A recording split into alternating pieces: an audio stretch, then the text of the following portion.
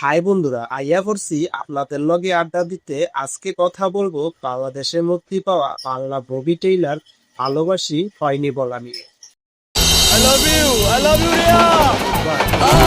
পছন্দ করো কার ঠিক আছে বুঝতাম, কিন্তু রেল লাইনের মাঝে গিয়া আম্পায়ারের মতো বার্তার আর কি আছে। এই চলো না আমরা দুজন বিয়ে করে ফেলি। তোর বিয়ের বয়স হইছে? এই বেটা, এটা তো আমার গার্লফ্রেন্ড। এই কি কস, এটা তো আমার গার্লফ্রেন্ড।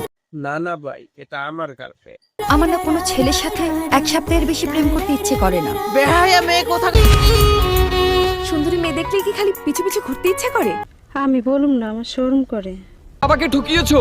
তোমার গার্লফ্রেন্ডকে তোমার সাথে একদমই মানায় না।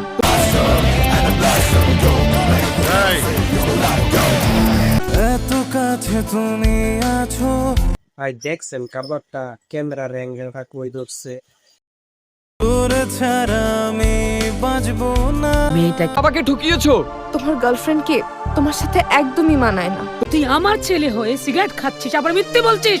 ভালোবাসি তোমাকে হয়নি বলা। কি বলেন ভাই? তাহলে এতক্ষণ যে নেশা ঠললে এটা কি না বললেই?